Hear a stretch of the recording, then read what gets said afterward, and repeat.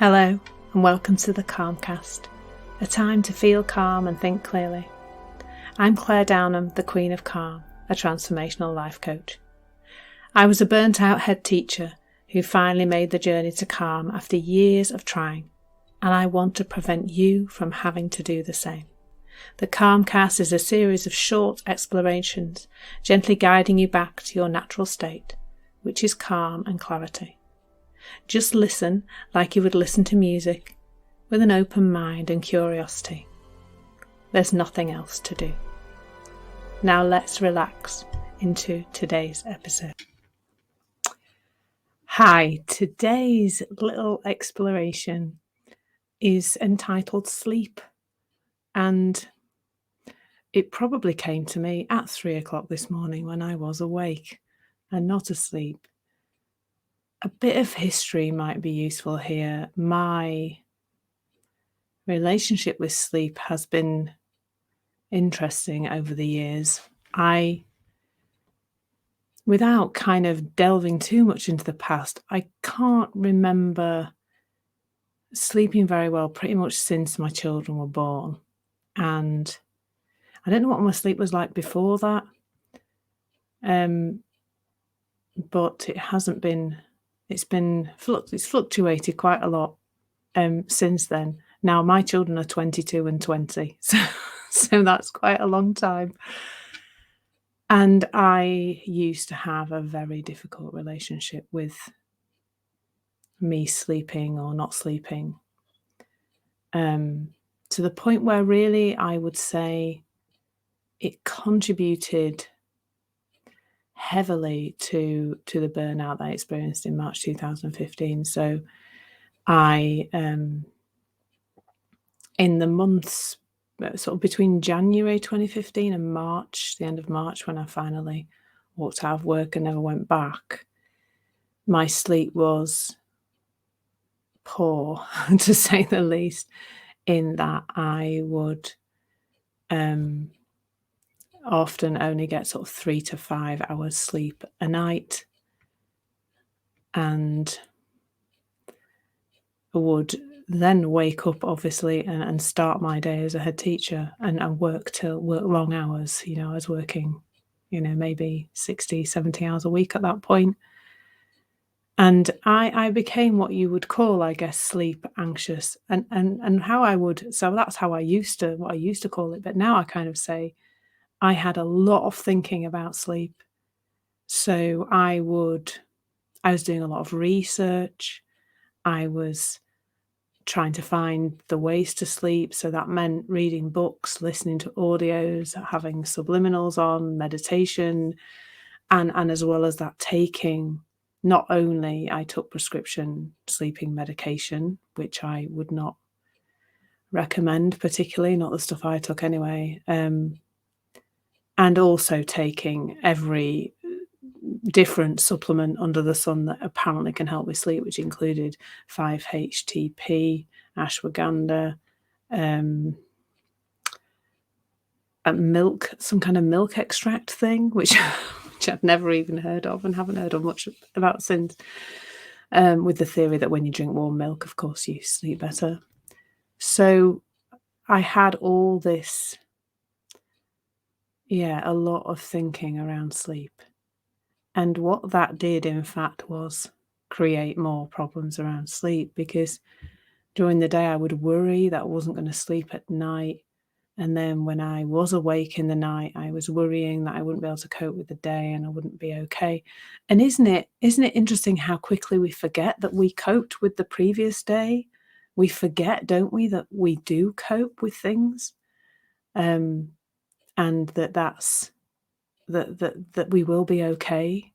I know it's not nice to feel tired. It's not nice to, feel like we've not had enough sleep. But actually we're usually okay. We get through it, don't we? We might need to rest at some point. We might need to have an early night the next night, but we do usually get through it in some way, shape or form.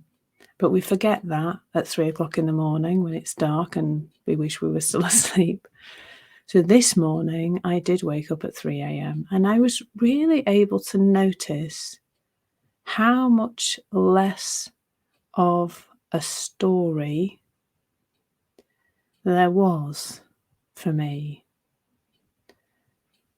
That the story of my inability to sleep was just not it, the story, not just my inability to sleep, but the story around how I wasn't going to be okay, how I wouldn't cope with today, how I wouldn't cope with the things I'd like to get done. That bit wasn't there. There was more presence. There was more just being there. I was reading my book. I'm reading a really good book at the moment. It's called The Relationship Handbook by George Pronsky. I highly recommend it. I read my book a bit. I got out my Remarkable, which is not backlit, so it's not like a phone, and did a little bit of brain dumping, and I did fall back asleep at some point, probably for an hour or so. But I don't. And when I woke up this morning, I did feel a little bit grotty, but I knew that that was just now. That just now I feel a bit grotty, and that's okay. I don't now, by the way. Now I'm talking to you, feel amazing. Um, it's the stories. It's not that we don't sleep. It's all the stories that get wrapped around that, and there are many, aren't there? I mean, one of them is if I don't get 7 to 9 hours sleep a night, I'm gonna die younger. I mean, who needs that story rattling around in their head at 3 o'clock in the morning? I don't think any of us do we? But there are all sorts of other stories, but without the stories, it's possible to have a really different experience of everything, not just sleep. We're talking about sleep today, but this is a truth about every single experience in your life, that it's worse with the stories we wrap around it, with the made up noise in our heads that isn't really ours anyway. That's what creates the discomfort. That's what creates an unpleasant experience. It isn't not sleeping. It isn't waking at 3 o'clock in the morning. It isn't feeling tired even. It's the story that we wrap around that,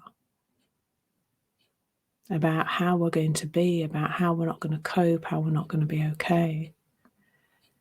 And this is not a session about how to change that thinking. It's about pointing you to know that it's there, and to know that that's what it is. It's just a story.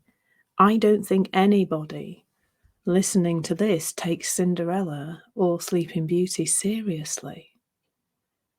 But they are no more or less made up than the noise in your head that is wrapping around so many of your experiences. And we can all watch the movie of Cinderella and know that it's a story, and as a result, have a lovely experience of watching it and enjoy the ups and downs and the romantic bits and the sad bits and the scary bits. I don't know how many scary bits there are in Cinderella really, but but in other films there are scary bits. We can enjoy all of that and know that that's not real. The trouble with the noise in our heads is it looks flipping real, doesn't it? It looks like it's telling us some information about the world. But it isn't. It's just the stuff that we've picked up as we've gone through life. And we pick up some really useful things as we go through life, like, I've got a candle burning here on the desk next to me, and I know not to put my hand in it because it's going to burn. And I know not to step in front of a bus because that's going to hurt. But the trouble is that whilst we were learning those things, the helpful, safe things, we also learn an awful lot of utter rubbish about the world. well, not about the world, just made up rubbish from other people, from misunderstanding our experiences, from all sorts of things. And sleep is just the same. Without the story, what would your experience of not sleeping be like? And without all that story on your mind, maybe you would go back to sleep, or you would have space for an insight to improve your sleep. My insight today was I find it sometimes helpful to